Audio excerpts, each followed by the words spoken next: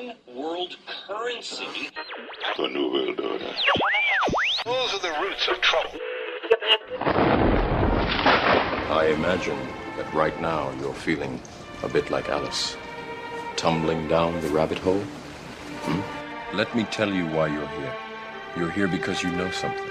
What you know you can't explain, but you feel it. You felt it your entire life. That there's something wrong with the world. You don't know what it is, but it's there, like a splinter in your mind, driving you mad. It is this feeling that has brought you to me. This is your last chance. After this, there is no turning back. You take the blue pill, the story ends. You wake up in your bed and believe whatever you want to. You take the red pill, you stay in Wonderland, and I show you how deep the rabbit hole goes. All I'm offering is the truth, nothing more. For we are opposed around the world by a monolithic and ruthless conspiracy that relies primarily on covert means for expanding its sphere of influence, on infiltration instead of invasion, on subversion instead of election, on intimidation instead of free choice, on guerrillas by night instead of armies by day. It is a system which has conscripted vast human and material resources into the building of a tightly knit, highly efficient machine that combines military, diplomatic, intelligence, economic, scientific, and political operations. Its preparations are concealed, not published. Its mistakes are buried, not headlined.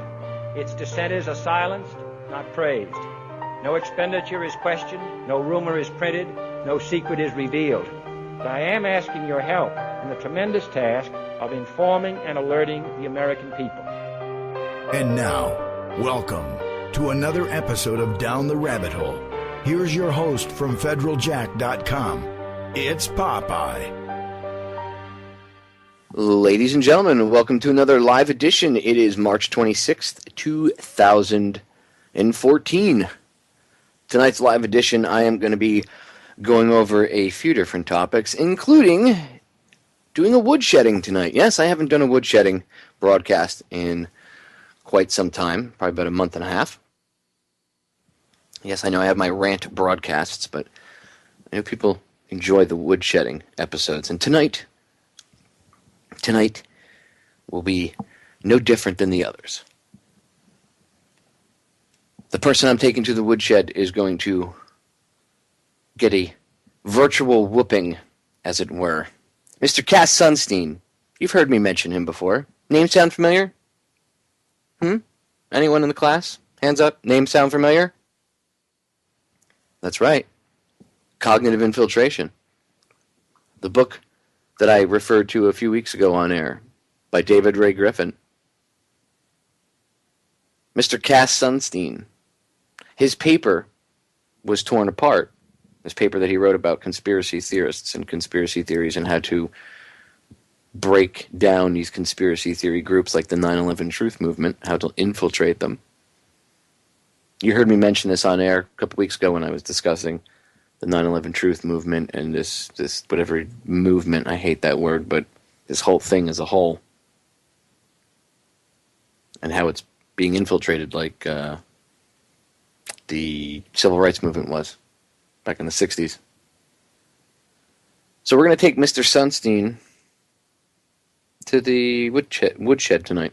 He made a recent appearance on MSNBC, of course, the propaganda network for the Obama administration. So I wouldn't expect any less one of his cronies to be on there. Oh, and he's pushing his new book, by the way, too. Yes. He's got a new book bashing conspiracy theories and conspiracy theorists. Yep. Ironically, the book has the all-seeing eye, the Illuminati all-seeing eye that's on the back of the dollar bill. Ironically, that has that right on the front very prominently, almost like Mark Dice's books.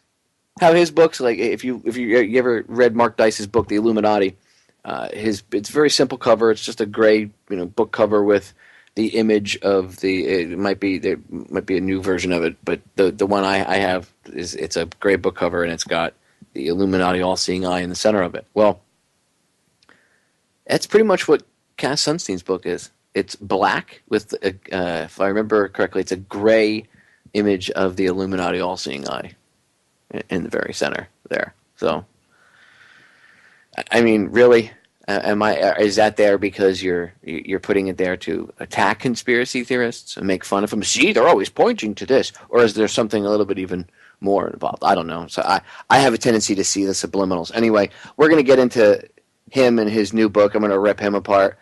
There's a bunch of other things I want to get into. I'm going to play some audio for you guys tonight. I've been wanting to play this for a while, and it's hard to just play, put this in with other stuff.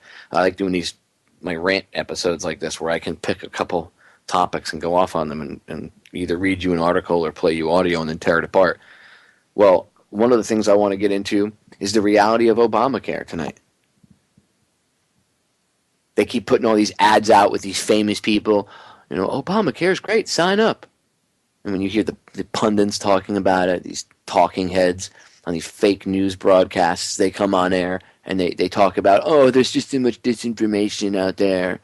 People are lying. That's just absolutely not true. That's the same way that they got this law passed when everybody voted for it. Because everybody was told that all the stuff that's happening now, you were told was going to happen to you.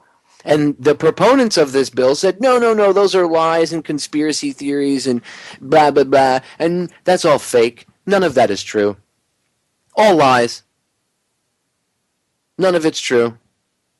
Yet it turned out to be true. So I guess if you like your plan, you can keep it until, of course, Obamacare kicks in, and then you can't keep your plan. See, that's what they meant by if you like your plan, you can keep it. You can keep your plan now while we don't have the law in effect, but once we put the law in effect, you can't keep it. So anyway, I'm going to play a piece of audio I've been wanting to play for you guys. It's about 4 minutes, but the audio is of this auto body shop, their employees finding out about the new Obamacare. And this goes back to January, but like I said, you get so sidetracked and busy. I've been wanting to play this for you so you could hear the reality. Like when you hear these stories of people's policies being canceled or their rates and everything going up, their premiums going up, and these idiots come on TV and say, no, those are lies that are just made up by the Republicans that don't want black people and Latino people to have health care, and it's all racist-based because Obama's a black guy. No, it's not. You're going to hear these people get the news. The news cameras were there.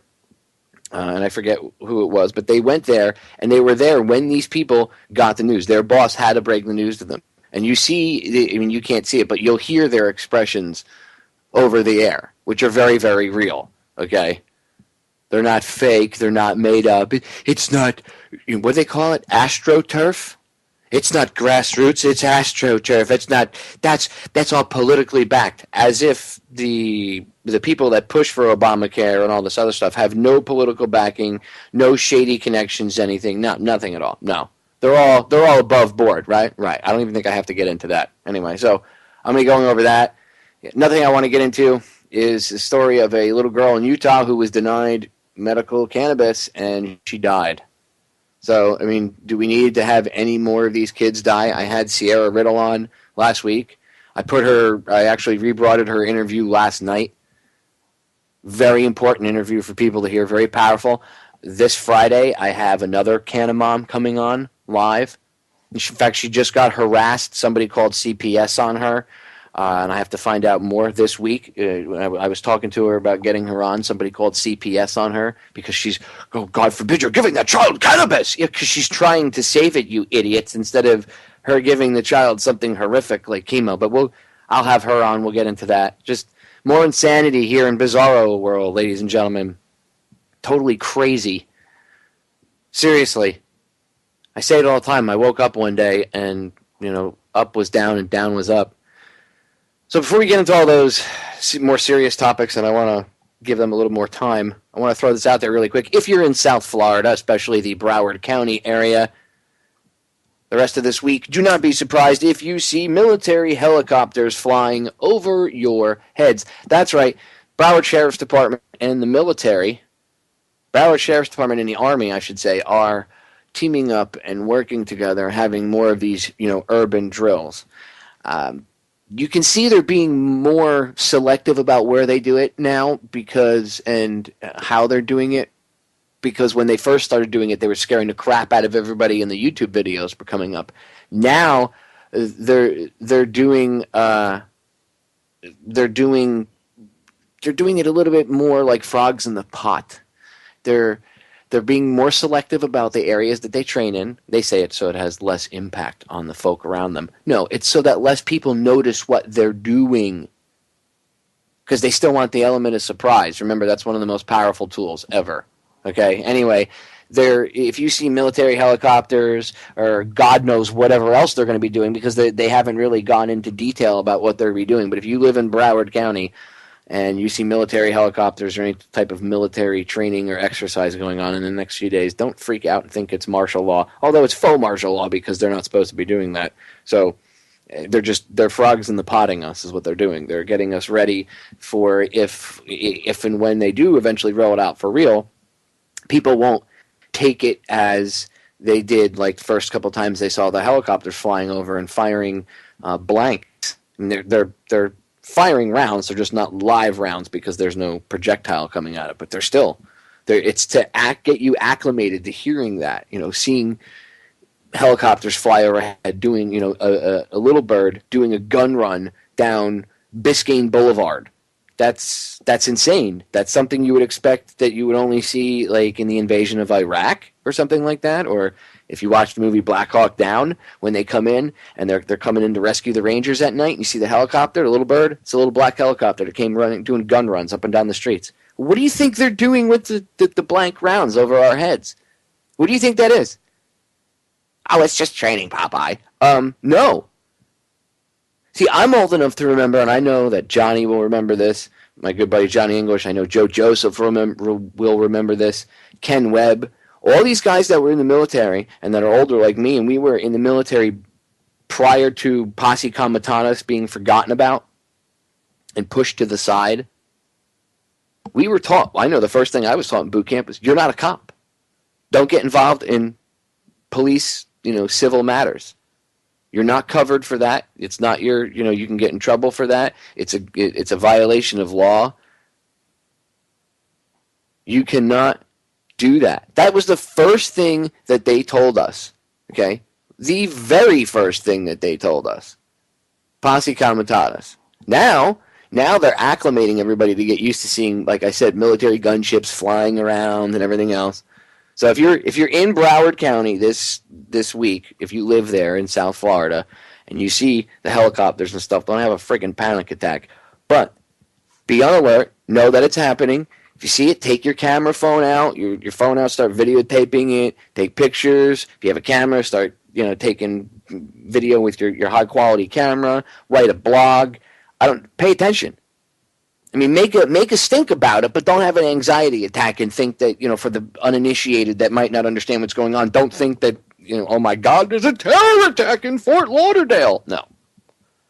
They're just getting the general public used to seeing the helicopter gunships flying overhead, and they get the special ops soldiers used to inserting themselves from a helicopter onto the roof of a high-rise building in a downtown area like Miami or Fort Lauderdale, and I say Miami because they've actually done that before, where they've had special forces inserting themselves onto the roofs of buildings out of Black Hawk helicopters onto bank buildings in downtown Miami. But I digress. Anyway, so yeah, if you happen to see that going on, don't have a heart attack, but stay vigilant, keep an eye on everything, and pay attention. By the way, I got to just throw this out there because this does kind of key up together. If you're one of these military guys or police officers that's training for martial law and you're all excited, you can't wait till you get the order to start kicking doors in. That's right. I want to kick people's doors in. So awesome. I'm so cool. I'm one of the elite people. Yeah. I'm a cop. Yeah. I got a hard on for causing people pain. Yeah, because I'm so cool. I'm with the in crowd. I'm part of a special gang. Yeah. They don't care about you. So all you people that think it's awesome to be part of a special gang and I can't wait to kick doors in because I'm a cop or I'm in the military and I got a hard on. Yeah. Oh. Guess what? They don't care about you. I think it's obvious how the military doesn't care about you. But let's take a look at how like the civilian police agencies don't care about you. Just for a brief moment, shall we? Shall we? Shall we? Let's go to an article from the New York Post from yesterday, March 25th. Shall we? Rikers guards kept from rescuing a comrade to avoid lawsuits. Say what? I'll read that again. Let me read that headline again, just in case some of you law enforcement types that actually do drink the Kool-Aid, not the good cops. There are good. I know there's not as many as there used to be. There are much fewer, but there still are a few good cops out there. You know I'm not talking to you, so don't get all kerfluffled over this, okay? The rest of you, all the brainless automatons, I'm part of this elite gang, man. Awesome. I'm going to read this headline again for you, okay? Let me enunciate this for you. Rikers guards kept from rescuing a comrade to avoid lawsuits. New York Post, dated yesterday. So no, it's not some crazy conspiracy theory website. You can't believe anything on that damn internet. Yeah, it's on the New York Post, major publication up there in New York. It's on their website. It's not some, you can't make fun of it. Not that somebody doing blogging and stuff, I mean, I have Federal Jack, right? Not that that's bad or anything, but they can't try to disparage it and say, well, no, it's major website talk, or major media outlet talking about this story. This isn't made up. Rikers Island officers were ordered to just stand by and watch as a colleague got savagely beaten by a mob of inmates because corrections supervisors feared getting hit with criminal charges, the Post has learned. About 15 violent jailbirds pummeled the unidentified victim inside the Anna M. Cross Center on Saturday, sources said. Other corrections officers immediately responded to the unprovoked attack, but were ordered not to intervene. The captains gave the officers a direct order to not use force to break up the assault. Meanwhile, an officer was right in front of them being attacked. That would have been a green light to destroy. Now, this is a quote from somebody inside. Quote, that would have been a green light to destroy the inmates. But out of fear of indictment, the captains said, quote, don't use force, you can get indicted, end quote.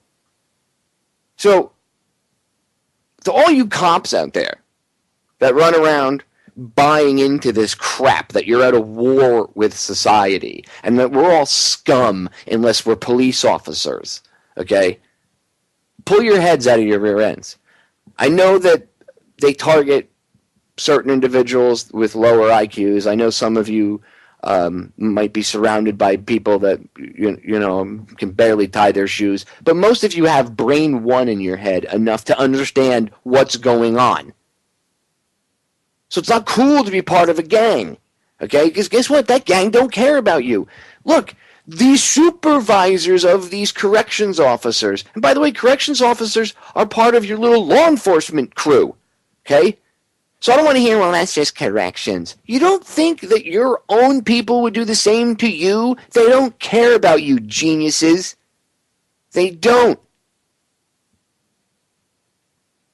They don't, especially if they think that their career could be damaged in any way, shape, or form.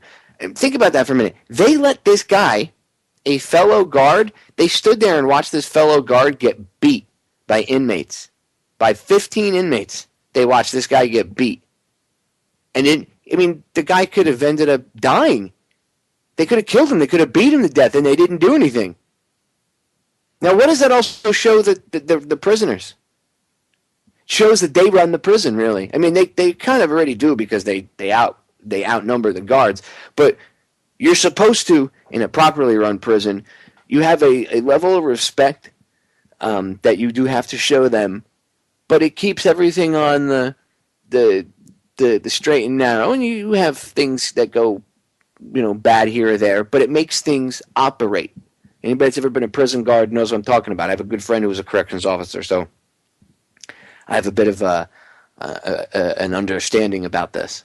I sat down and I picked his brain, and you have to, there's this fine line that you have to, this balance that you have to keep, I should say. They just threw that balance out. The whole prison now, not just with one little cell or area. That whole balance is now thrown out. That whole prison is pretty much really a dangerous place for those guards. I mean, it was very dangerous. Now it's even more dangerous for those guards to work there, because those prisoners are going to see that they you think those prisoners aren't smart? And by the way, you don't think they have access to the internet, and this little article is not going to get around, because I guarantee it will. Okay. You don't think word got around that 15 guys beat a guard and the other guards stood there and did nothing about it? You don't think that's going to spread? You don't think that's going to embolden other prisoners to do even worse things? Maybe kill a guard? Maybe stab one, cut his throat? Then what? You going to intervene then, or are you afraid of getting sued then either? They don't care about you. And by the way, this does go show a much larger problem with tons of frivolous lawsuits and everything else, and how the justice system is not only is it corrupted, but it's just bogged down with crap. Okay, and there's always a scumbag attorney out there that'll take someone's BS case. I mean, I'm sure they could sue. I've seen stupider lawsuits, but well, we don't want to get sued. You know, if you go in there and break it up and beat those prisoners up, you could get sued. As long as you guys didn't use excessive force. See, the problem is you obviously don't know how to control yourselves. You go from 0 to 60, and that's the problem. And then you do give these people an excuse to sue you because you go above and beyond.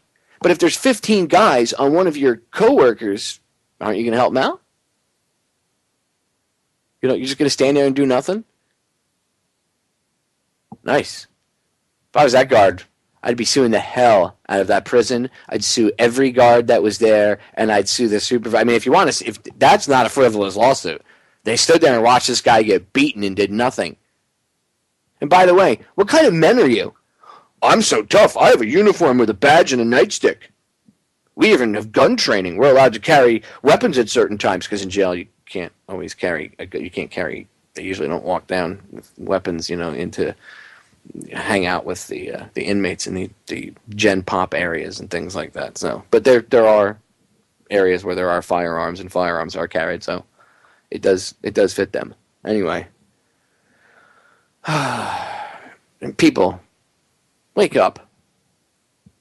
I'm talking to the police departments, the sheriffs, the cop defenders. Oh, they're just doing their job. Your own system doesn't care about you.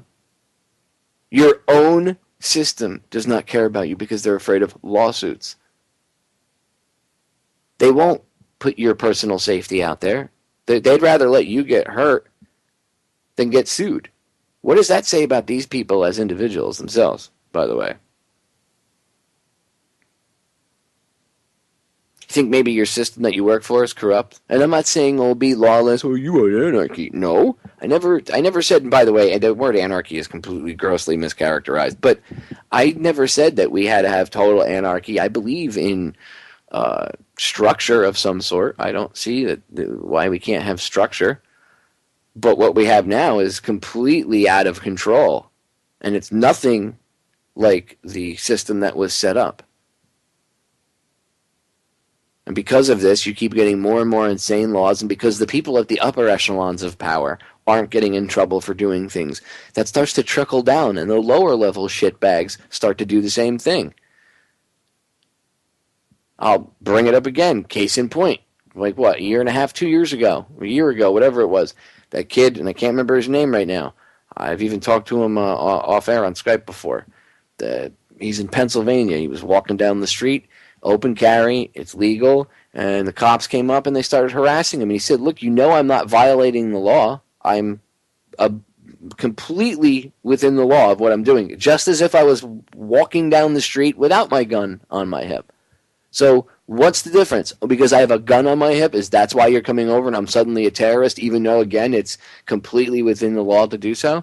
And he said, why don't you guys follow the Constitution? He's got it on video. You can go just look up open carry, cops harass man in open carrying in Pennsylvania, or cops admit to violating Constitution of open carry person in Pennsylvania. Whatever, if something like that, it'll come up. About a year and a half ago, and in the video, the cop say to the kid, he says, "Why don't you follow your oath to the Constitution?" And you know what the cop said to him? "When the president does, I will."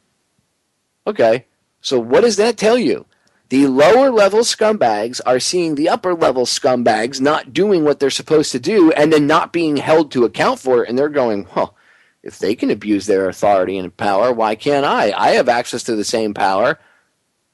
They're leading by example. So if they're not going to get in trouble, then I can't get in trouble. I mean, technically, they would probably more likely get prosecuted than, obviously, the president or some much more higher-ranking politician, which, by the way, that shouldn't be the way it is. It should actually be that they're more highly scrutinized. You know, the general public, you throw a cigarette on the ground and they'll arrest you at gunpoint for littering.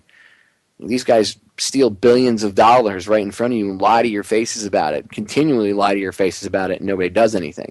And that's why the lower level scumbags see the upper echelon getting away with stuff, and they're like, hey, if they're not getting in trouble, game on. Whether it's right or not, and whether or not those people will be held to account later, that doesn't matter. In that moment in time, for them, it's game on, and they're down to do whatever they got to do. And that's because we've become apathetic through, brainwashing, mind control, too many years of freedom, and not enough years of actually living in tyranny, because the generational gap between the people that founded this country and the people that are alive now is so different that no one really knows what it's like. I mean, we're learning now. People are starting to get upset. People are starting to get really pissed. Keep getting mad. And the jackboots wake up. They don't care about you. You're with us. You're not with them. Pull your head from your butt. You are us, and we are you, not them. We're on the same team. We'll be right back. Judith Baker was once a promising science student who dreamed of finding a cure for cancer. This expose is an account of how she strayed from a path of mainstream scholarship at the University of Florida to a life of espionage in New Orleans with Lee Harvey Oswald.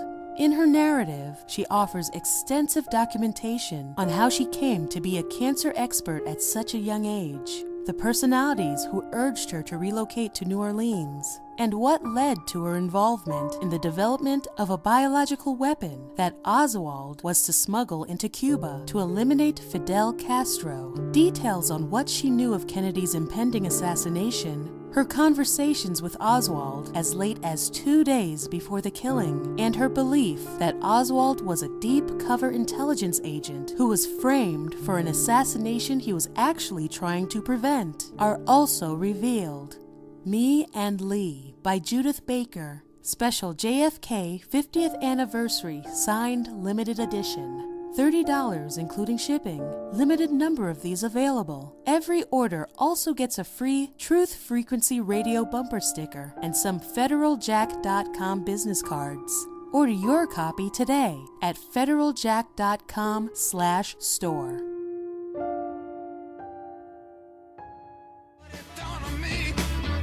We are back, ladies and gentlemen. So let's get into the health care part of it. I want to talk about this little girl, but first I'm going to talk about the Obamacare stuff, and then I'm going to spend a good portion talking about this little girl. I'm going to read this article about the little girl that passed away due to lack of access to medical cannabis. This stuff bothers me when I see little children dying. I'm a tough guy, and I've seen death. I've seen decapitated bodies. I've seen people smeared. I've seen the remains of people from plane crashes. I've seen some pretty horrific stuff. I've seen people shot, stabbed, just really bad stuff. I've seen some really nasty things in my life. But I have to tell you, the stuff that bothers me is when I see, little kids hurt, because they're innocent. And when I see a kid hurt by people that are supposedly medical professionals and that are supposed to be taking care of them, and instead they just put tons of poison into these little kids. And you mentioned the word cannabis, and they literally just absolutely have an apoplectic fit. Again, you've heard the Canna Moms. You already heard Sierra talk about this. I'm going to have another one of the Canna Moms on this week, Friday, to talk about it.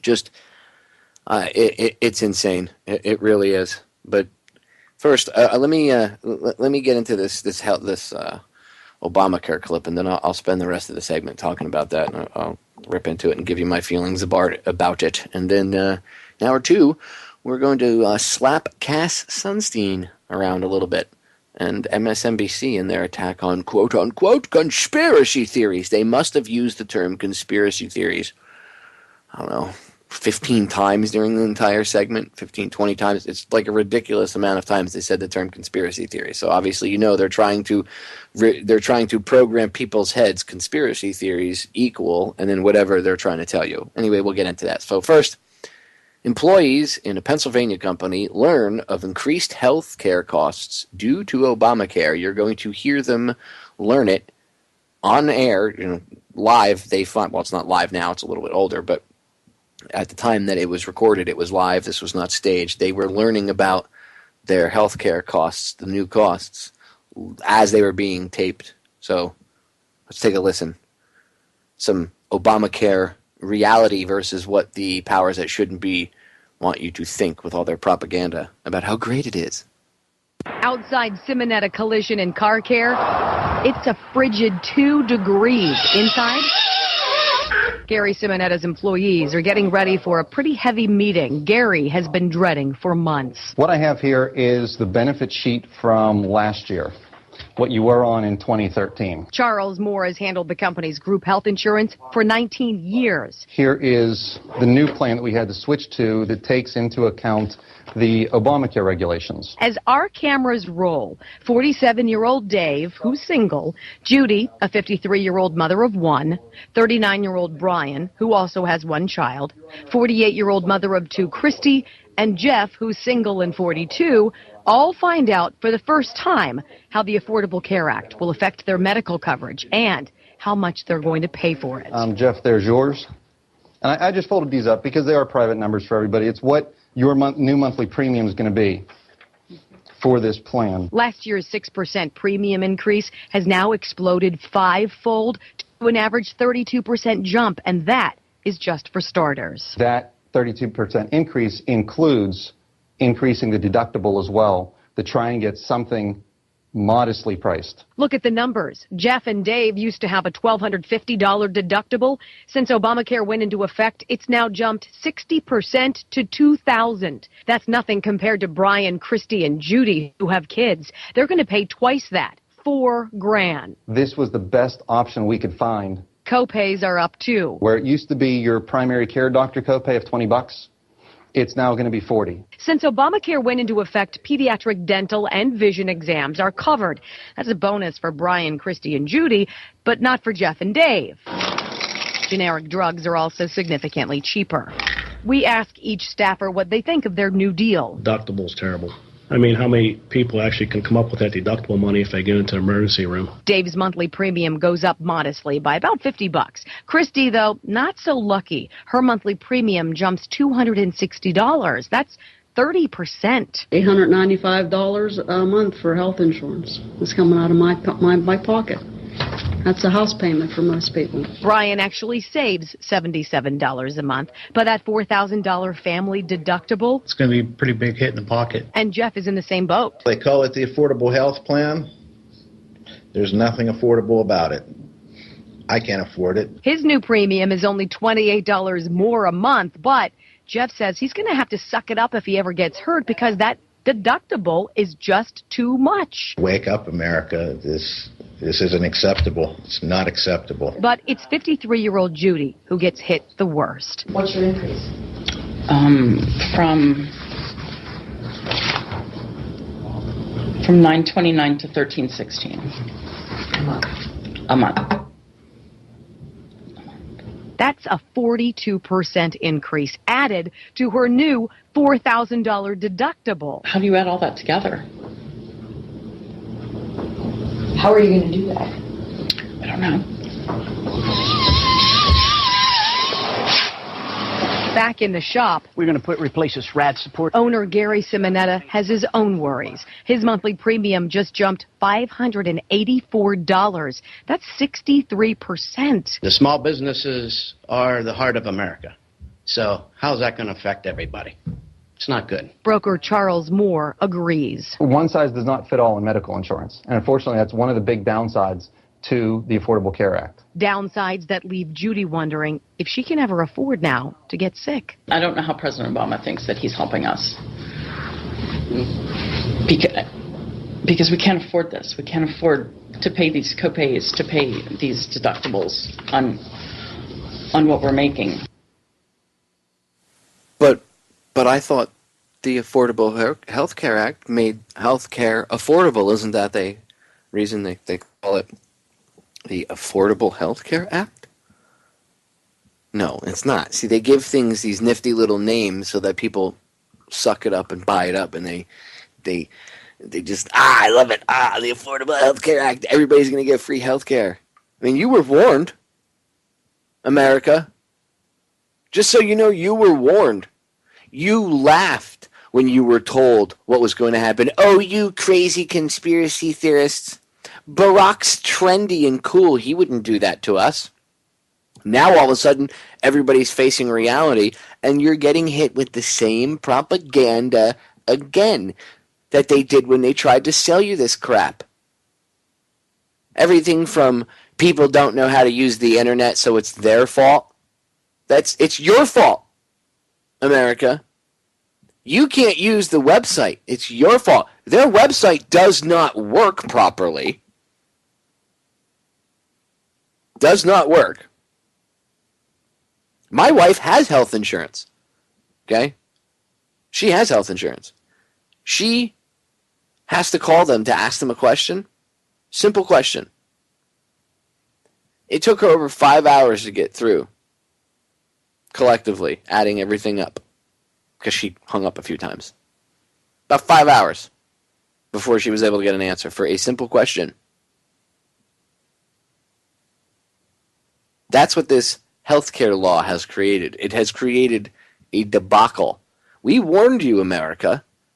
We being the alternative media and anybody that was half aware of what was going on. Nancy Pelosi said to you, we have to pass the bill and make it law before we can read it to know what's in it. People, this is not affordable. This isn't conspiracy theory or conservative racist conjecture that there's no such thing as problems. That's all made up. That's one of the talking points that they put out there, is that this is all made up and fake. That these people, it's all been debunked. These people are all paid actors.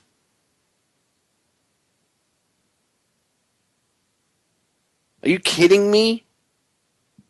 Well, we're only referencing the commercial where they had people supposedly get screwed over. They did.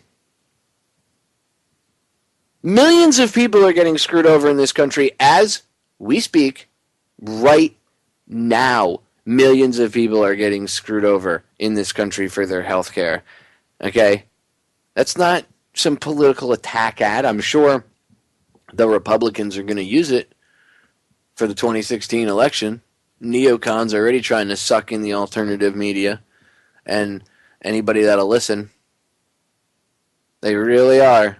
And you can see they're trying to get certain outlets to go, Rand Paul, Ted Cruz loving. That's PNAC. PNAC's coming in. The same people that brought you 9/11 and the war in Iraq are coming in. And by the way, they're in cahoots. They're controlled by the very same people and in bed with the very same people that the Obama administration is.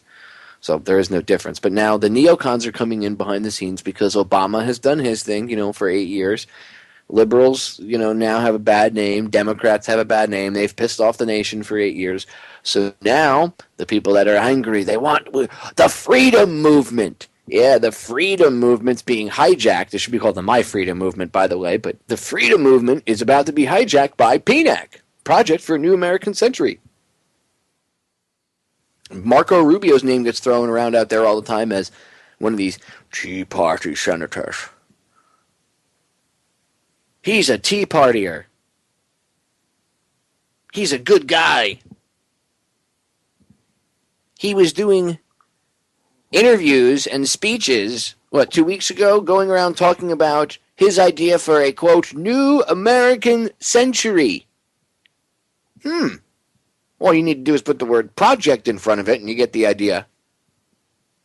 Like, this healthcare law isn't about bringing healthcare to people. Whenever I attack Obamacare, I often get questioned about this. I often get questioned about, well, do you not want people to have healthcare? You have healthcare. You have veterans healthcare. I mean, you have awesome healthcare. First of all, let's get something straight. Okay, veterans healthcare is not awesome. You have to fight for everything. Okay, and second of all, we're not just given that.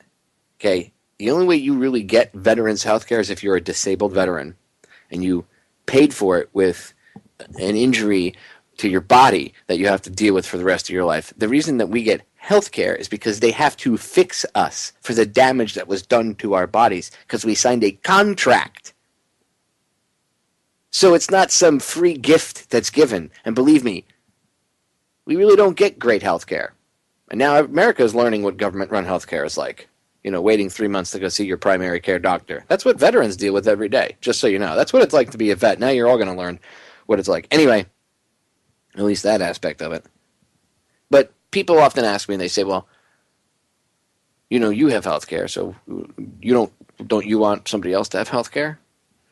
Look, I want everybody to be taken care of. I don't think that we should look at another human being and say, well, you know, you're a lower class citizen for whatever reason that that they try to, put you in that category. So I don't think you deserve the same health care, the same things that I do, just because that you were born into a lower class, or I think that you're a lower class for whatever reason. That's retarded thinking. Okay, that's stupid thinking. I think obviously everybody should have access to being able to feel healthy and okay, but I don't think that the way it's being pushed is proper. Okay, first of all, this whole Obamacare aside, the way that they're trying to get people to think that it's the government's responsibility to take care of you, it is not. You have to have an active role in taking care of yourself. You have to eat healthier. Okay, you cannot expect to walk around eating Burger King and McDonald's and then think that, for 10 years straight, and then think that the government should take care of you when you get sick because all you did was eat Burger King and McDonald's. No, and no. Now, that argument aside, I do think that people, if the government was going to give health care out, if we were going to do government-issued health care or whatever, right, we do have the money to do it properly. If the goal was actually to take care of people, see, you have to understand that, ladies and gentlemen. Just because these politicians tell you what their goal is, and that's what you would do, or that's what you think is being done, or you think should be done, doesn't mean that's what they're doing. They do things, and always on the back end, they benefit more than anybody else, and it's always to benefit the agenda of their masters, okay? If they really wanted to give health care to everybody in this country, they wouldn't have bailed out the banks with billions of dollars in 2008. You know what they would have done? They would have told a lot of these big banksters to kick rocks and, go live in a Motel 6 somewhere, okay, and screw themselves. And they would have taken the billions of dollars and they would have created an actual functioning healthcare system that would do the job. Even Snoring Dog here in the background agrees with me, right, Monster? It's ridiculous. They spent billions of dollars bailing their buddies out and making themselves richer, okay? And then they want to tell you that, people like me who maybe don't agree with how they're rolling out Obamacare now, well, he's racist and doesn't want people to have adequate coverage to health care. Couldn't be any, further from the truth. I think everybody should have proper access to health care, and we'd be able to fund it too. But, of course, we spend all of our money on other things. And to the people on the right side that get brainwashed by their masters, by their puppet masters, and they're going, well, screw these people. I had to work. I agree. You know what? You did have to work. But just because you were subject to some crappy situation doesn't mean you should then make everybody in the world be subject to the same crappy situation, or at least everybody in your country. You should be a forward thinker. Stop buying into that side of the crap, too. Because that's how PNAC's going to come in and bite us in the ass. Because all you faux conservatives out there run around, I'm all about freedom. No, you're about your freedom. And if someone else's freedom conflicts with yours, you have an issue with it. And you'll willingly bring in the same policies that are being enacted now, but under a conservative guy, because it's your guy. So you'll be doing the same retarded thing that the idiots that are in charge now, or following the idiot, the people that are, the idiots that follow the idiots that are in charge now, do. The very same thing. Oh, Obama, hope and change. You all laughed at them, right? A lot of you laughed. Oh, Obama's not going to change anything. Some of the people that might have been pissed off at George Bush, I see some of those very same people buying back into the quote-unquote GOP and the Conservative Party. The definition of insanity, ladies and gentlemen, is doing the same thing over and over and over again and expecting a different result. They do not care about you and me. Get it through your thick skulls. The reason that they can get away with this is because they play things the way they do. They're master manipulators. And there's a ton of you falling for this out there right now. Oh, they'll change things. Oh, it's going to be different. That's what they said about Obama, you morons. Hello? And you sit there and you bash all the liberals and all the lefties, the Democrats that voted for him. You bash them right now. Oh, you're so stupid. Couldn't you see? Anybody could see that Obama was such a faker, blah, blah, blah, blah, blah. Well, I guarantee you, anybody that your party, your right political party, your GOP party, anybody that they endorse is going to be as big of a shitbag as Barack Obama. I'm willing to bet any amount of money on it. They all work for the same people. They do not care about you and me. They don't even understand what it's like to live like you and me in many cases. Many of them don't know what it's like to hold a real job. This is the way it really is. They do not understand what it's like to be a single mother raising two boys. Or perhaps being a family that is together, but the mother takes care of the kids and the father goes out and has to work two jobs. Or perhaps it's a single father raising two kids. They don't know your situations. They don't understand.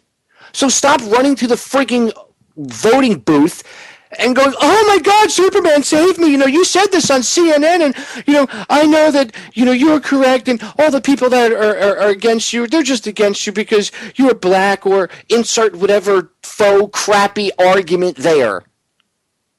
And if it's not going to be, Barack Obama in the future, it'll be, say it's PNAC, they get somebody in, whoever they, you don't like him because, he's a white conservative guy and you're just pissed off because of blah, blah, blah, blah, blah. I mean, that's what they'll do. They are manipulators. They play games, ladies and gentlemen. That's what they do. But the agenda keeps rolling on, doesn't it? Everybody's bitching about Obamacare being bad, but no one's really doing anything. And I mean, not only the general public needs to get more boisterous about it and voice their opinions more, but I'm talking about these D-bags that are up in Capitol Hill pretending to be your buddies. I don't see them really actively doing anything. Well, we're going to put together our own version of a bill, and then we'll pass that. And you guys are ridiculous. You're effing ridiculous. You're lawmakers. You have the power to stop it. Stop funding it immediately. Cut off all funding for Obamacare, okay, and come up with a solution to the problem that actually takes care of people. See, the problem is the whole thing is not based off of taking care of people. They launched the Obamacare website to all this fanfare, and they didn't even have the part of it built that accepted the payments and got the payments from Obamacare to the insurance companies. Like, you would think that's kind of a important part, but hey, let's not build that. Let's open the bridge without putting the roadway on it. Let's just put the suspension lines up and the framework of the bridge, but F the roadway. We'll just have the cars go sailing off of it. We'll build the roadway as they're driving. That's Obamacare. That's their website. Anyway, you can see I'm fired up. People, all these things could be solved. We have to come up with the solutions to it. Well, who am I? I'm just a lowly individual. Well, who do you think these people are? You think they came from friggin' Krypton? No! They're off the same little rock that you were born off of. So guess what? You're equal. Well, no, they told me I wasn't. Well, get that idea out of your frigging head. You're equal with them. Stop looking at them to be your frigging saviors. I mean, look, these people don't care. If they did, would they have let a little girl in Utah die because she was denied access to medical cannabis? Charlie Nelson was one of countless children around the country awaiting passage of bills that would allow them to use CBD oil, a form of marijuana. Now, I don't agree that they should. I don't agree with the CBD only bills. Sierra and I talked about this. They ought to just full plant medical marijuana and call it a freaking day. You know what? Kids getting high. So it's about controlling your behavior if something that happens to you. Get out.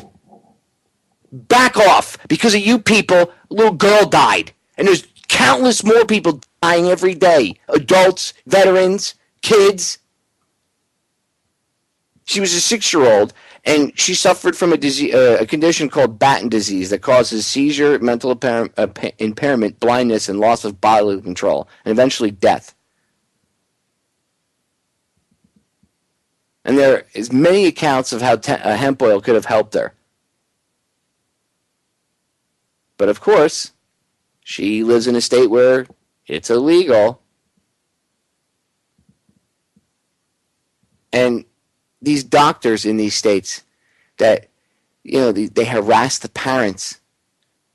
We'll give you, look what Sierra said, they'll give the kids morphine. They're willing, she told them, do not give my kid any painkillers. Do not give him any painkillers. I'm the mother. You can't give them painkillers. See, I know a lot of people go, well, they're doctors. It does not matter. That's her child. You cannot do anything without her consent.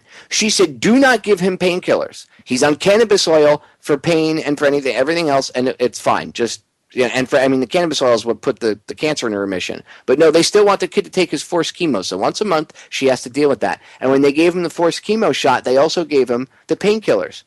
And he had an allergic reaction to it for like 3 days. It's in the interview. Go back and listen to the interview I did with Sierra. You know what she said? How come nobody got pissed off when they shot my kid up with all these hardcore drugs? Hardcore drugs. Fentanyl, morphine, Ativan. They shoot this kid up with all... He was 2 years old when they started giving him this. Two.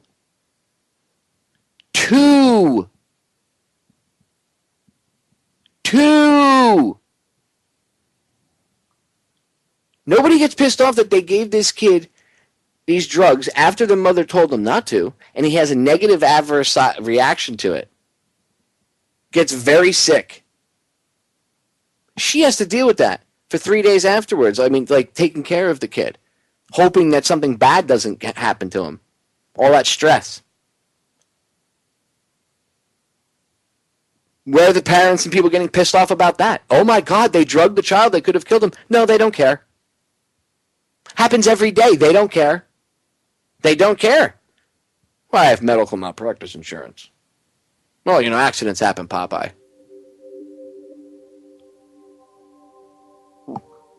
Nobody gets mad about that. But God forbid she give the kid a pot brownie and put it, or post a picture of him doing better, while he's eating a pot brownie. You can see, before and after picture, and you can see what it's done for him.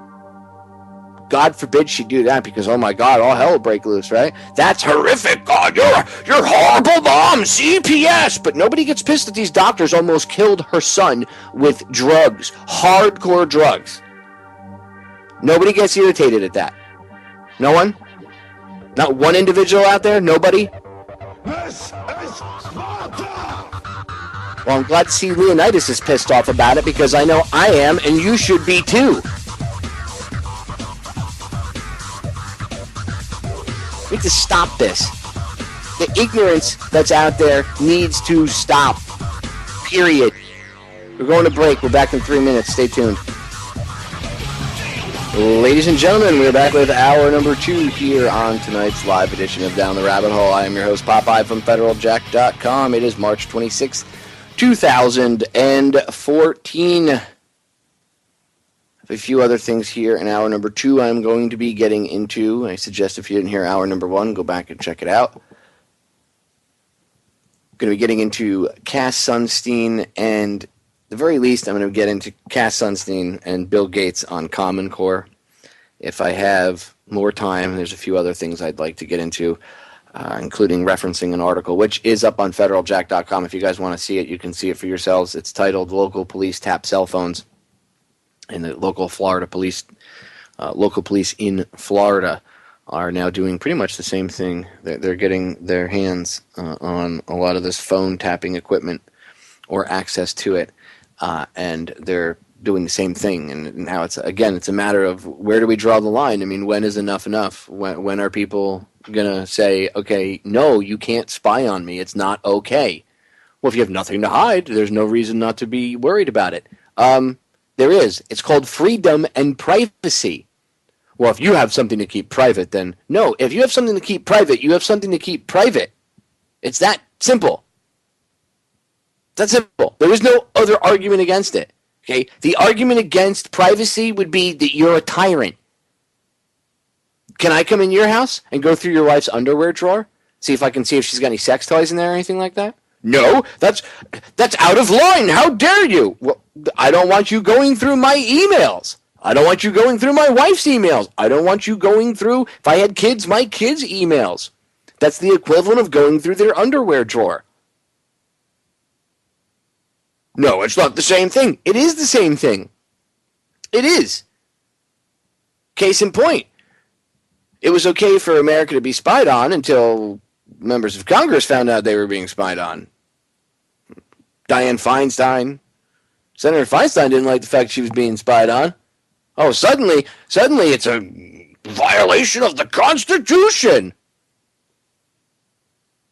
Chucky, little Chucky over there. Don't get me started on him. I'll end up going off on a side rant. The point is, all these people, Diane, Chuck, the rest of them, I won't even call them senators or congressman or representative, whether their official title is. I'm going to start calling them by their first name because they're not really anything special. Anyway, they don't like being spied on. They certainly don't like being spied on. They get all pissed off. Schumer, D-bag. You can't spy on me. I'm a representative. But they can spy on everybody else and that's perfectly okay? Two-faced. People in his district, you need to vote him out. And if everybody votes him out and he still gets in, then you know that there's vote fraud. There's a simple answer to that. Anyway, I want to get into tearing Cass Sunstein and this tart from MSNBC apart. He was recently on MSNBC, Mr. Cass Sunstein. Mr. Conspiracy theories are crazy and there's no such thing, except there are such things. That's his argument. Conspiracy theories are nuts except for the ones that are real. Then there really are true conspiracies. Wait till you. The argument is just so ridiculous.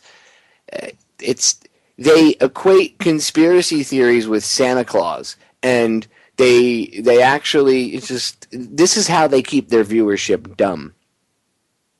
This is how they keep their viewership dumb.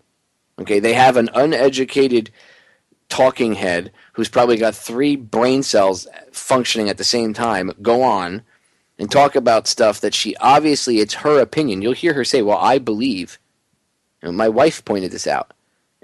When I was listening to the clip earlier, she's like, well, that's what she believes. That's not what reality is. But you see, they get somebody that actually believes this crap and they put them on to talk as if what they're saying is fact. Your beliefs aren't fact. Facts are facts, whether you believe them or not.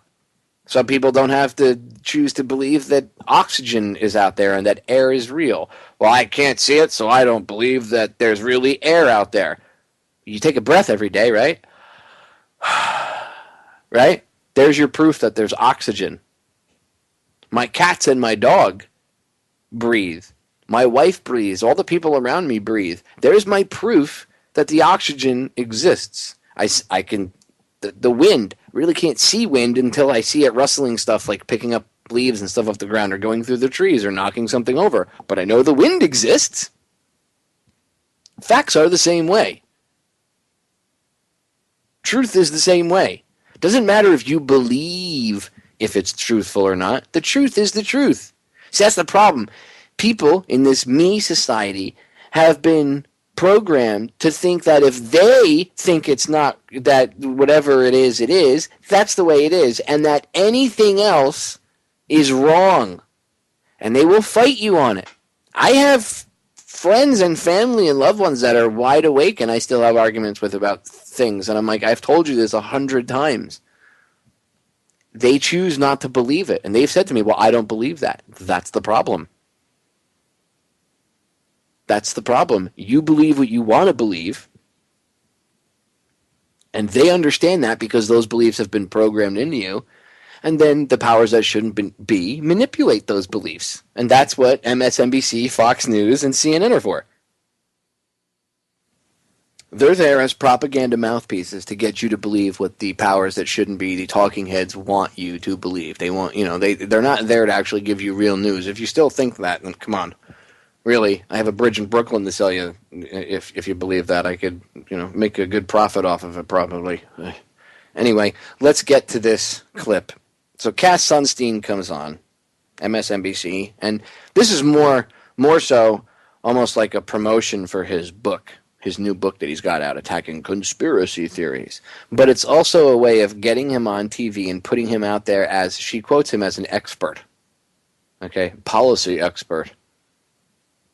Could you actually define what that means in your head, lady? The policy expert? I'm getting sidetracked. Anyway, to the videotape and to the woodshed with MSNBC and Cass Sunstein. The plane is hidden under an invisibility cloak with high-tech electronic weapon systems. Or it is secretly hiding in North Korea. Or, in the expert opinion of one Malaysian shaman, it has been hijacked by elves and is suspended in midair. Or, according to one of the most powerful media moguls on Earth, a man named Rupert Murdoch, world seems transfixed by 777 disappearance, maybe no crash but stolen, effectively hidden, perhaps in northern Pakistan, like bin Laden. Those are just some of the multitudes of conspiracy theories regarding the disappearance of Malaysian Airlines Flight 370. Though new evidence would seem to point in a direction other than Pakistan or elves, changing the mind of conspiracy theorists is often very hard to do. Now, you see what she did? And I've showed you this before. What they do when they start a piece like this, and they start a hit piece on conspiracy theories or anything like that, they always start off with how to frame the argument. Okay? How they're framing this, what they're doing is they're framing it in the light that conspiracy theories, because you've heard her, how many times did she mention conspiracy theories already so far? I should have said this in the beginning, but from this point on, you can go back in the archive and rewind it and add this later on if you want. Leave it as a comment on Federal Jack or the YouTube channel or the Facebook post. But from this point on until I stop playing this clip, and even through the interruptions, somebody keep account. At least one person, if anybody wants to in the chat, that would be awesome. Try to keep account of how many times, we go back, do whatever you got to do. You probably, I guess, guesstimate she said it probably 2 or 3 times at least already. So from here on out, count how many times she says conspiracy theory or conspiracy theories. Repetition. They're repeating it. Conspiracy theories, conspiracy theories, conspiracy theories, conspiracy theories, conspiracy theories, conspiracy theories. Do you see what they're doing? Conspiracy theories, conspiracy theories. They're setting the tone so that you, even without realizing it subconsciously, are being programmed. Conspiracy theories is the topic. It's almost like the walls and the floor of the house and the ceiling of the room that you're in. So everything around you is conspiracy theories. And now, in this conversation, will be injected Santa Claus, elves, and things like that. They find the production crew for this could have found many more plausible theories. How about the fact that it was flown, or not the fact, see, sometimes that slips out. The idea, I should say, the theory that it was flown to Diego Garcia, hijacked and flown to Diego Garcia. Or, the crazier ones, the black holes, scientific stuff like that, maybe. It's something that, although it sounds crazy, it's still quantum physics, who knows, sounds crazy, but maybe it is a slight possibility. No. They didn't even cover that, which, by the way, you want to talk about the king of conspiracy theories. I think CNN for 2 weeks changed their name of their network to Conspiracy News Network.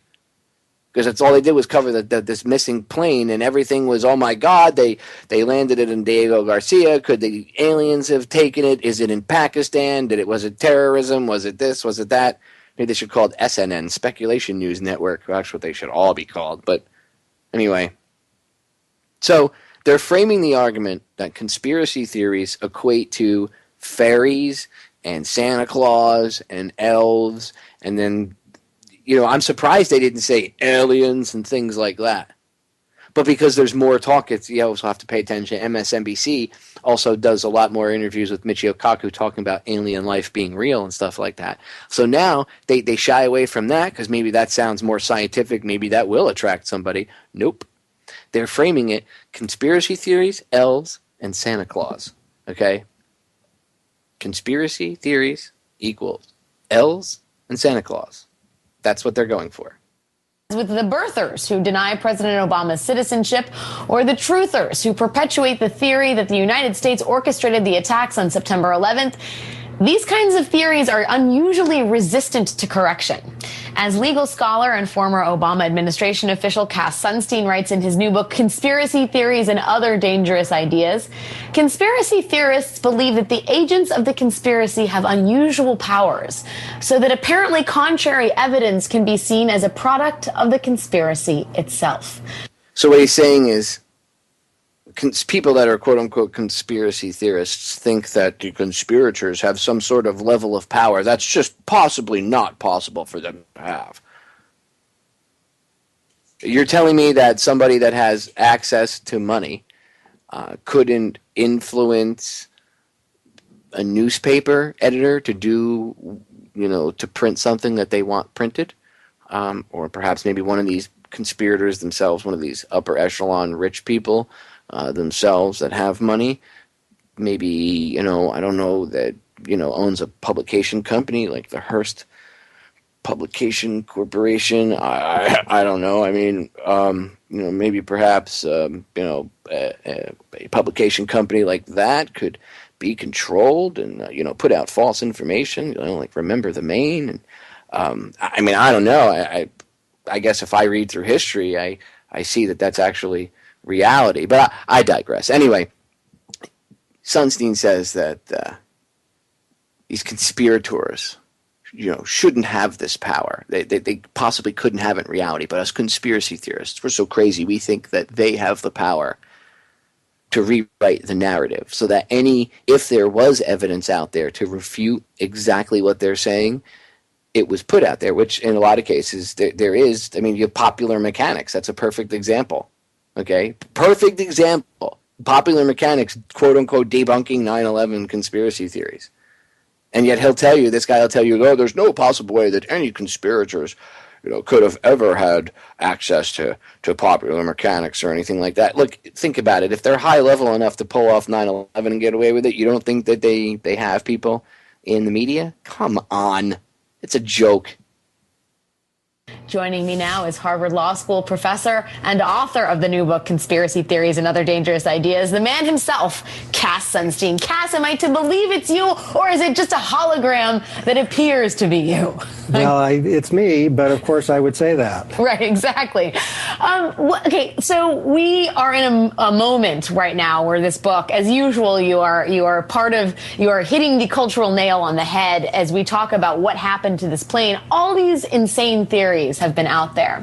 And I guess in your book, you write about just how hard it is to debunk conspiracy theories, because those who believe in them, and I will quote you, are unlikely to give respectful attention to the debunkers who in their eyes may, after all, be agents or dupes of those responsible for the conspiracy in the first place. So in your expert opinion.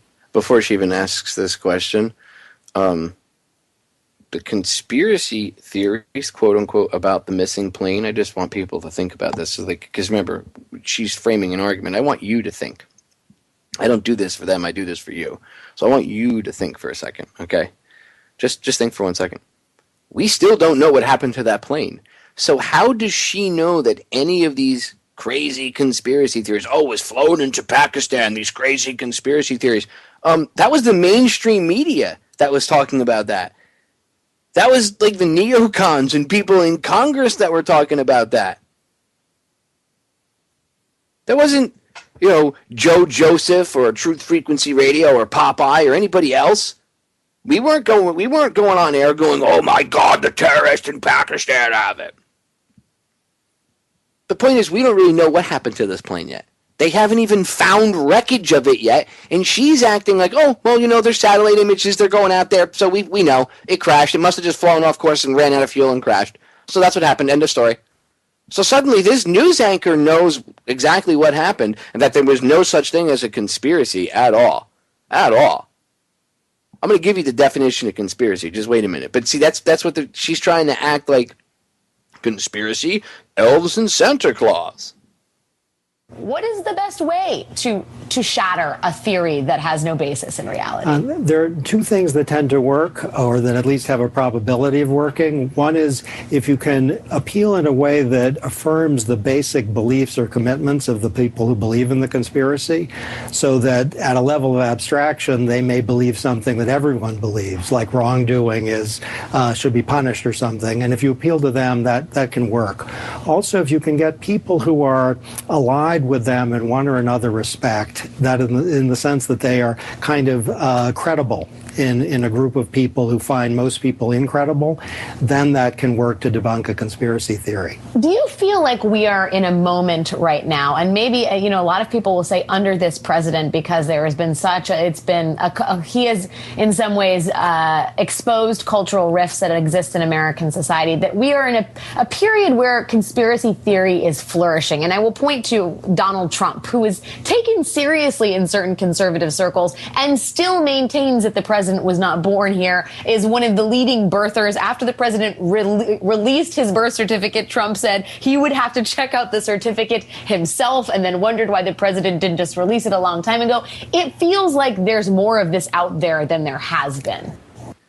Do you see what she just did there? They must have a memo at MSNBC that they're not to use the word racism, because maybe they're starting to look like the idiots. Maybe they're starting to realize that they look like the idiots that they are. But do you see how she said he's opening up certain cultural rifts that have always been there but weren't really prevalent? Well, you know what she's talking about? People's racist beliefs. So she's saying, Barack Obama's black, and a lot of these conspiracy theories are now flourishing since Obama. You see, that's the new argument, is that conspiracy theorists didn't none of us existed until Barack Obama became president, and then because a black guy became president, everybody got pissed off and had to find out we just can't deal with it, so we have to come up with crazy reasons as to why a black guy was able to get voted in office and blah, blah, blah, blah, blah. I mean, there are racist idiots out there, okay? Without a shadow of a doubt. No doubt. There are some racist toolboxes out there. But conspiracy and theories about conspiracy have been around for a very long time. Again, the term conspiracy theory, as you know it today, ladies and gentlemen, the term has been used before, but the term as you know it today, and I know it today, goes back to 1963. After Kennedy was killed, immediately after, there were people that thought that it was a conspiracy. And in order to... their whole story relies on it being one lone gunman, because if you start to look into it, even if it was a conspiracy from any angle, it would open up. There were so many people involved that you would eventually really bump into someone that was involved, and then it might raise questions. So, always had to be a lone gunman. Always had to be a lone gunman with the assassination of President Kennedy. Always had to be. So the pejorative of conspiracy theorist came about from anybody that didn't think that Oswald was a lone gunman. Hence the term conspiracy. More than one person getting together to do something bad. That's where the pejorative comes from. the use of it. Today it's been twisted. You have people that talk about, aliens and Bigfoot and mix it in there. Oh, conspiracy means that it must be fake and that it's not real. See, that's the problem. People, they lump all this stuff together, and then they get people to think that the paranormal is not real or that Bigfoot's not real. I agree you should investigate all that stuff. I do. I have people on. In fact, Nick Redfern's coming back on in a few weeks to talk about some more creepy stuff. But I talk about that stuff all the time. That doesn't make it, but that's I'm not closed-minded. So to me, talking about that stuff doesn't make conspiracies not real. The problem is in the general public's eye, they lump all that stuff together so that political conspiracies are lumped in with, ghosts, UFOs, elves, Santa Claus. They create this straw man argument.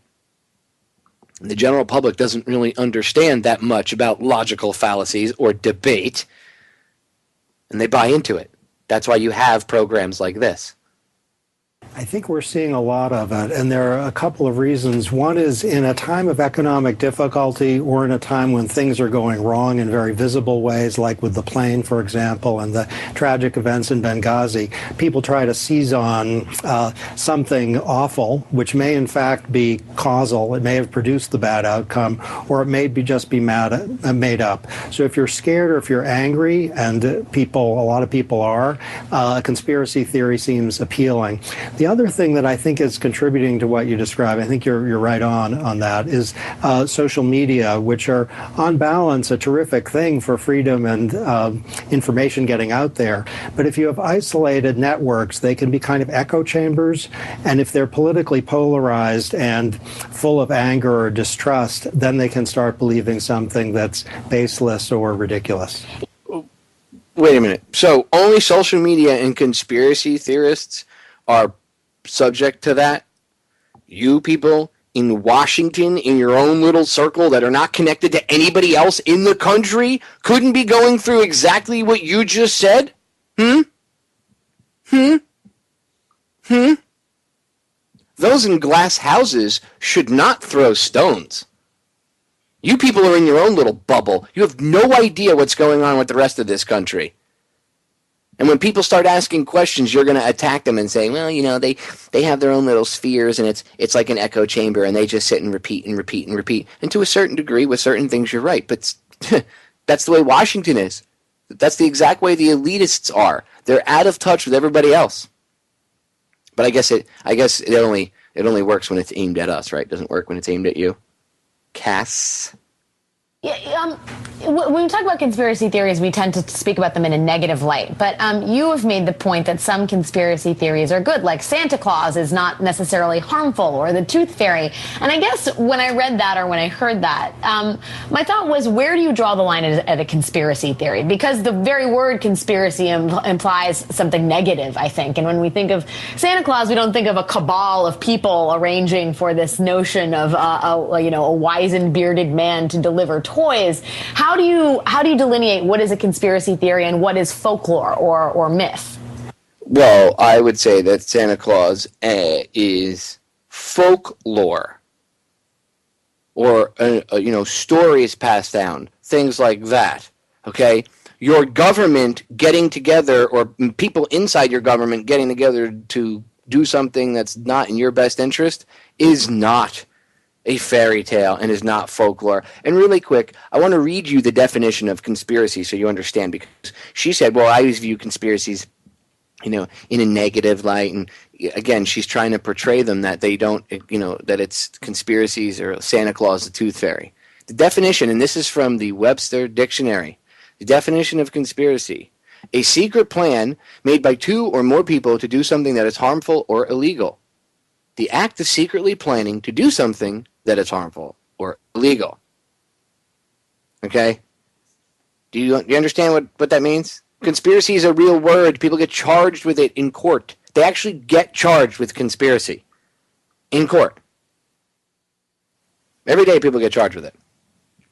Synonyms: plot, scheme, plan, machination, ploy, trick, ruse, subterfuge. It's a real word, ladies and gentlemen. The word conspiracy does not mean fake. The word conspiracy does not mean, oh, it's a made-up story. That's called word magic. You've had the definition twisted. Look it up. Conspiracy means two or more people getting together to do something bad. Planning to do something bad.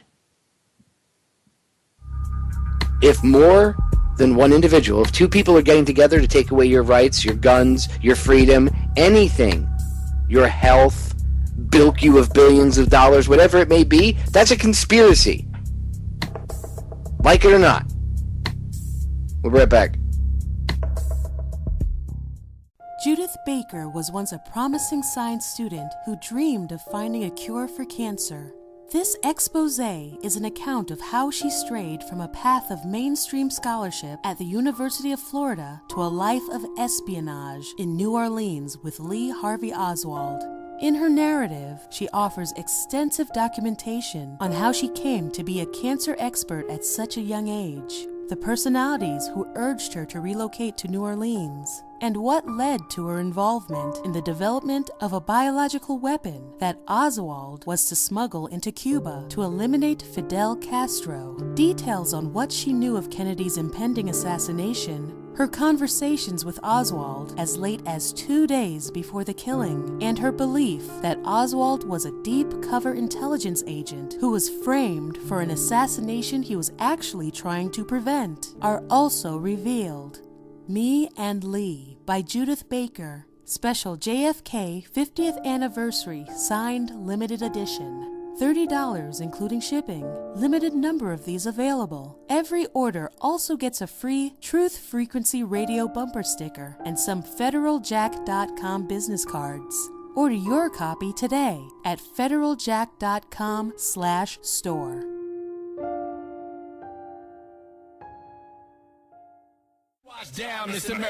We are back, ladies and gentlemen. Final segment of tonight's live edition. So, according to MSNBC and Cass Sunstein, Santa Claus is a conspiracy theory. Now, I know you haven't heard that part yet. Just wait. In about 3 seconds, when I press play, you will hear Cass Sunstein say just that. He's going because this lady, talking head, when I paused it, she had said, I know that not, I look at conspiracy, the word conspiracy to be negative, but you say there's positive conspiracy theories like Santa Claus or the Tooth Fairy, which those aren't conspiracy theories. He's trying to make this argument that they are, and so are they. So you see what they're doing is this really isn't an argument. This is called framing an argument. They're framing the argument in not some, they're targeting you, but you're smart, ladies and gentlemen, so most of you will see right through this. But the uneducated, they're targeting them. They're trying to frame the argument that conspiracy theory equals Tooth Fairy and Santa Claus. There's no logic here. The Tooth Fairy and Santa Claus have nothing to do with the mountains of evidence that prove that 9/11 did not occur the way that they say it did. At all. At all. It's got nothing to do with Santa Claus or the Tooth Fairy. Neither does Benghazi. How does finding the truth out about what happened in Benghazi, how's that a conspiracy theory? How does that equate to Santa Claus and the Tooth Fairy? Do you see what they're doing? Do you understand?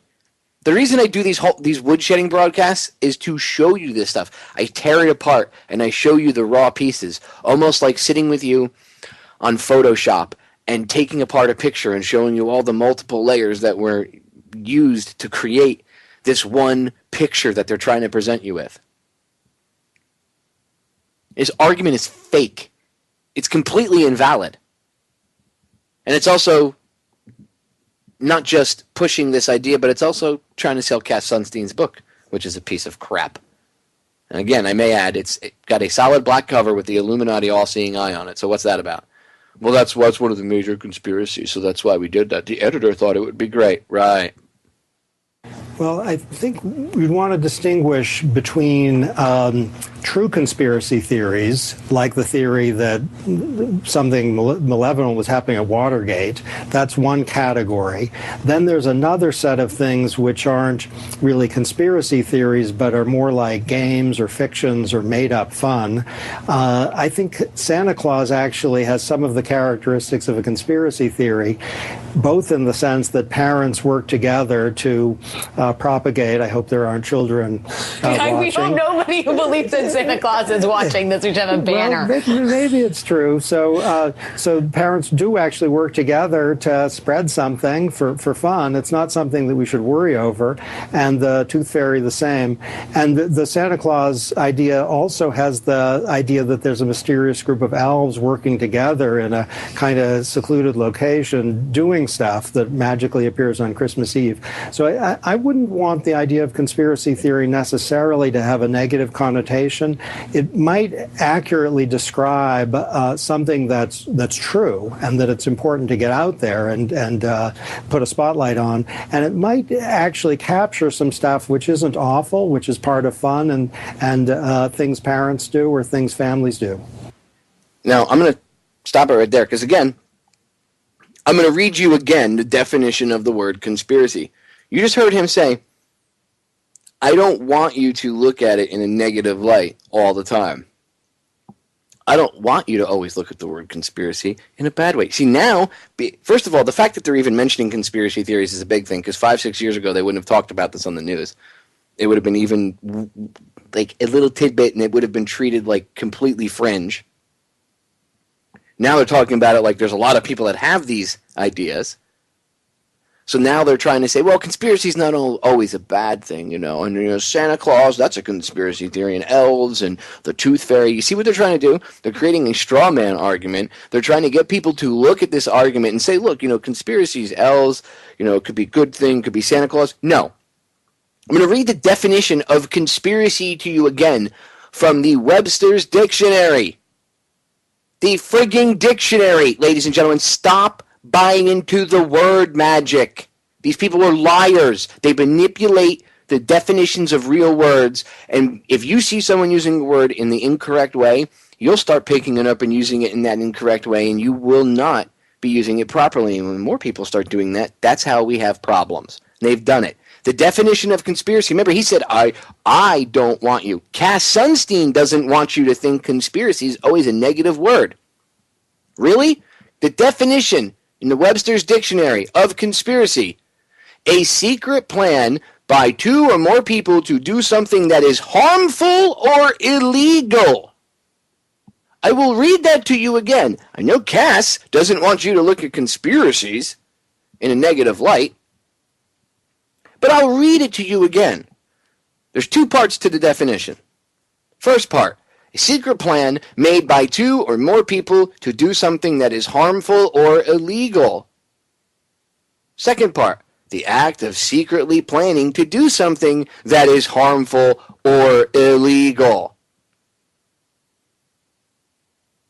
Same premise. You get it? I'll repeat it one more time. The definition of conspiracy in the Webster's Dictionary. Merriam-Webster, merriam-webster.com. Look up conspiracy. A secret plan made by two or more people to do something that is harmful or illegal. I'll repeat the last words. Harmful or illegal. Harmful. Harmful. Full of harm. Having harm inside of it. Holding harm. Handing harm off to you. Whatever harmful means in your brain. I think you all understand harmful. It's a pretty basic concept. Wow, dangerous, bad. Conspiracy, a secret plan made by two or more people to do something that is harmful or illegal. But Cass Sunstein wants you to think that, well, not all conspiracies are bad, because, of course, we have the Tooth Fairy and Santa Claus and the Easter Bunny and elves. Those aren't conspiracies. That's folklore, myth, wives' tales, whatever you want to call it. Those aren't conspiracies. It's two separate things, but see, they're trying to jumble everything up. You see how they do it? You see how they do it? First, it went from you being a person that didn't think that Oswald was a lone gunman to, Sasquatch and ghosts and UFOs. That's what people would think when you said conspiracy or conspiracy theorist. Now they're trying to get old wives' tales and myths put in there. See what they're doing? They're muddying the waters. It's not that hard to understand. Look up the definition of the word conspiracy, ladies and gentlemen. I call you out, Cass Sunstein. You're a liar. I would debate you any day, anywhere. I would refrain from using the term scumbag or any other four-letter word. I would be the most polite individual, and I would still destroy you with facts. I would bury you alive, Mr. Harvard professor. I'd do it in front of one of your classes. I would do it right on your turf. I'd come to your home area. I wouldn't care.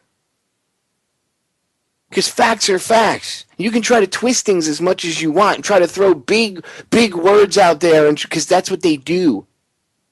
To try to sound important and try to confuse people that maybe don't know what he's talking about. Well, he used big college-sounding word. Sounds important. He must be right. No. Not right at all.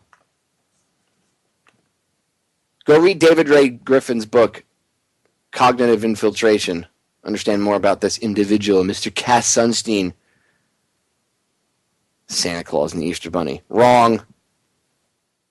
Cass, let me ask you, is there a time in which you think it is, we just talked about good conspiracy theories. There are a lot of conspiracy theories that focus on the U.S. government. And I wonder, as someone who has worked and knows much about regulation, whether there is such a thing as good government conspiracy to move citizens in the right direction. Whether, telling citizens lies or half-truths or distortions to encourage better behavior or progress. Do you think that exists? Do you think and do you think that should be allowable? And if so, how do we prevent that from becoming a slippery slope? Well, first of all, of course that exists. The government lies all the time to manipulate people's behavior. Need an example? You can keep your plan if you like it. Sound familiar? If you like your plan, you can keep your plan. But that wasn't the truth, was it? That was actually a talking point that was brought up by an organization that was working with the Obama administration to push for the healthcare law. Lobbying group / PR. People came up with that. If you like your plan, you can keep your plan. But that wasn't the truth. So isn't that an example of the government? That's the president. You don't get any more government example than that. Here's the president, not once, not twice, but many times saying, if you like your plan, you can keep your plan. But that wasn't true, and you knew that back then, so you knew it was a lie.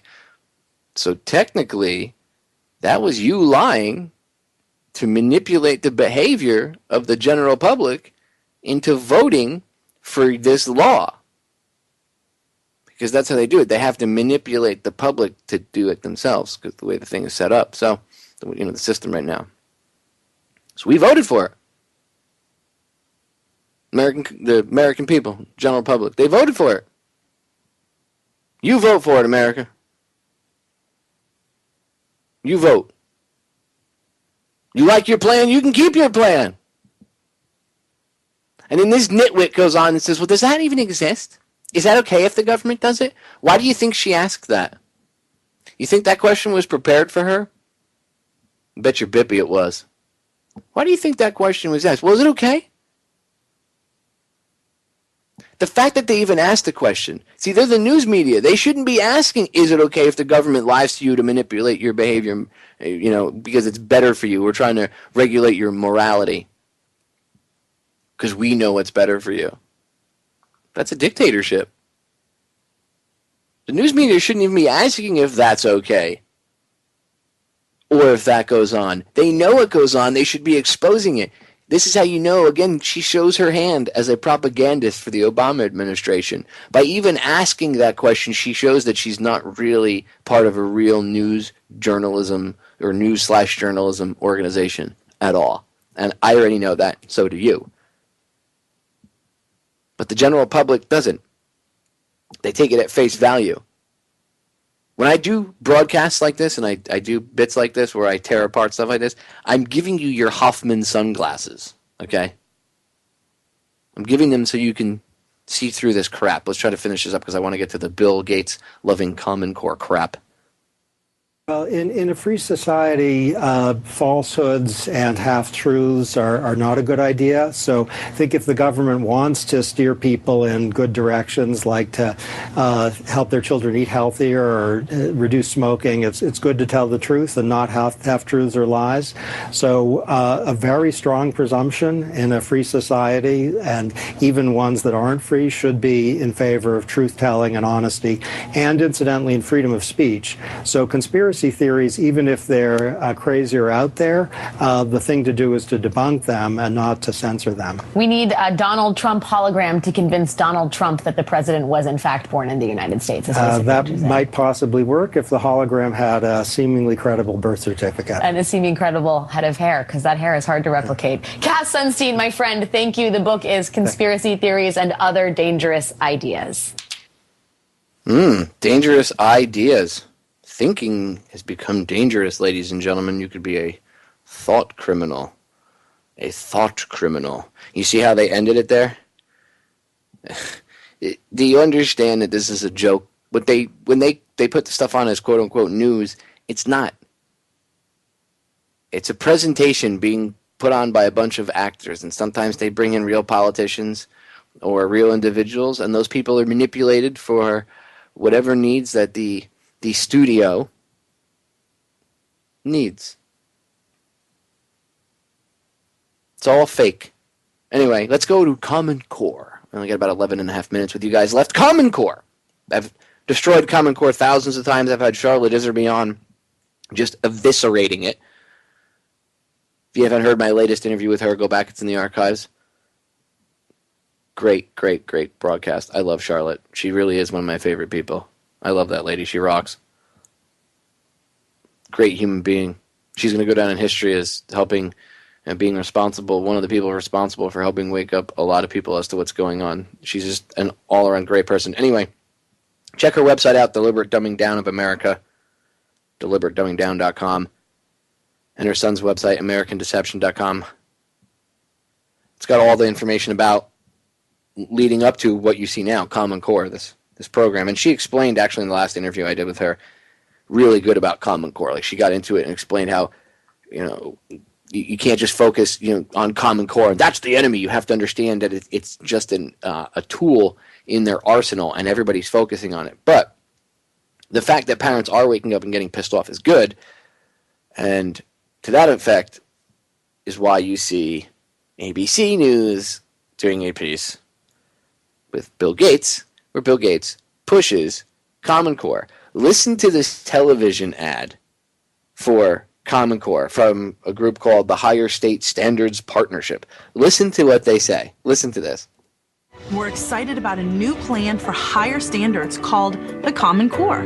Common Core is about learning to apply knowledge and critical thinking. Not just testing rote memorization. That's exactly what Common Core is about, and Common Core is not about getting them and teaching these children critical thinking skills at all. I've gone over this with Charlotte. At all. Well, we have to teach them to be competitive in a global market. Yeah, competitive as worker drone slaves. New standards will be challenging. But students will learn more. That is a new ad being launched today by big business groups supporting the Common Core. Controversial education reform requiring more rigorous teaching in math and language is kicking off across the country. And as the new standards take hold, they're also taking fire. America's biggest backer of the core, billionaire Bill Gates, met with me Friday to fire back. Did you know you were going to stir up such a hornet's nest? No, I think it's such an exciting thing to have high standards, to have quality standards. Quality standards? You're teaching nothing. You're teaching nothing. Nothing. Common sense? You don't teach common sense. You're teaching these kids a math problem. Well, you have to do this math problem in 26 steps, but it doesn't take 26 steps for me to solve it. I can do it in like 2 steps. Well, you did it wrong, but I came up with the same answer. Doesn't matter. You failed because you didn't do it the way we told you to do it. Common Core. Get it? Everybody does things uniformly. No thinking for yourself. That's not teaching a kid critical thinking skills at all. At all. At all. The people in that commercial probably aren't even real teachers. They're actors, most likely. And if they are real teachers, then they're probably the change agents that Charlotte talked about. And of course, Bill Gates is going to come on. It's great to have this. It's great to have standards. This is the same man that admitted that vaccines are part of a depopulation agenda. Go listen to it. I know you don't want to look at it that way. That's not what he meant, Popeye, during that talk on air. Yes, it is. Yes, it is. It is. Communist Core. Go listen to my interview with Charlotte about this from about a week and a half ago. It's in the archives. She really gets into it. Anyway, I got to play this because we're almost out of time. I want you to hear Bill Gates' lies for yourself. And to have consistent standards. I'm thrilled this is moving forward and disappointed that through confusion and various groups, its implementation is actually at risk in some states. The opposition is fierce. This is the progressive movement coming in for the kill. Supporters forceful too. To want to condemn our kids to a life where they can't compete is just, it's sick. With bipartisan backing from Barack Obama to Jeb Bush, the Common Core standards were adopted in 45 states. But many of those states are now looking to delay or do away with the core, under pressure from a diverse coalition of teachers groups, parents, and the Tea Party. You've got a conservative element who say this is federal control over education. How do you respond to that? Well, the Common Core is not a curriculum. It doesn't tell you how to teach. It's not a federal takeover. And he's right. It's not a curriculum. Charlotte says that in the interview that I did with her. She says it's not a curriculum. It's their standards. And the standards, the Common Core, what they want now, their standards will change in 5 years because they'll if it stays the same way, because they'll have manipulated people to the point that in 5 years what they need now is different because, again, they think long game. They're training the children to be drones. What did Rockefeller say? It's in his memoirs. David Rockefeller. I don't want a nation of thinkers. I want a nation of workers. They want you to do everything the way they tell you to do it and exactly how they do it. That's not free thought. That's not critical thinking by any means. And you heard Bill Gates. He's upset because there's people pushing back. He goes, oh, it's, through ignorance and, wrong information. No, it's not through ignorance and wrong information. That's how this stuff was implemented, was through ignorance. But see, people are standing up, Bill, and they're not taking crap from people like you globalist turd. Go back to the rock that you crawled out from under, you scumbag. And by the way, you should do your research on Mr. Bill Gates. Find out who he is. Find out who his father was. His father adored Margaret Sanger. You should look up what Margaret Sanger had to say about the minorities, about black people, about Latinos, about people that aren't maybe as educated. White trash, rednecks, whatever you want to call them. Go look what she had to say about everybody that was not an elitist turd. Especially the minorities. Now, this guy's father loved her. Loved her as a human being. Not like, oh, I'm in love with her. Maybe he did. But like loved her, and believed in her principles. Worked with Planned Parenthood. His family comes from a line of eugenicists. Do you really think we should trust this guy telling us what our education standards should be? Well, Popeye, you're just a dick. You don't want those kids to be able to compete. Compete in what? In what? A global workforce? Listen to what you're saying. They have to be able to compete in a global workforce. We're preparing our kids for a global government. Hello? Wait, Popeye, we have to trade with other countries, and it's the 21st century now. I agree. I agree that we should be getting along with everybody. But why do we have to change our laws and our educational standards? Why do we have to turn our kids into brainless automatons to compete in a global workforce? Think about that for a minute. These kids aren't being taught anything that's important. I know teachers that are retiring. I get emails. Every time I do an interview with Charlotte, I get comments and emails from somebody that either knows a teacher or is a teacher. And they're like, you hit the nail right in the head. Great broadcast. It's the truth. They're making the kids stupid. I'm not obviously making it up.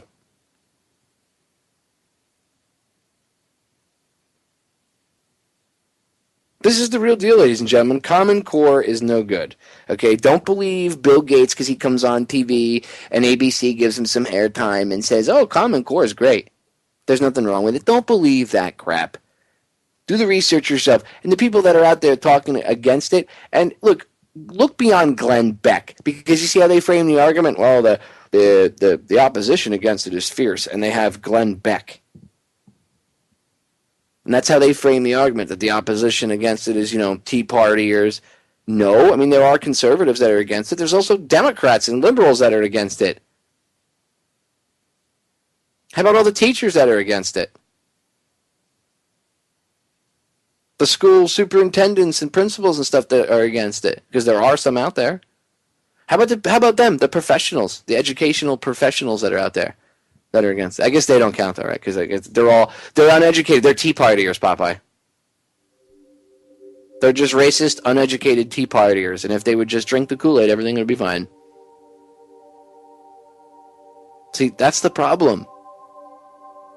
That's not really the way it is. There's people all across the board that don't like this Common Core garbage and that the educational standards that are going on right now.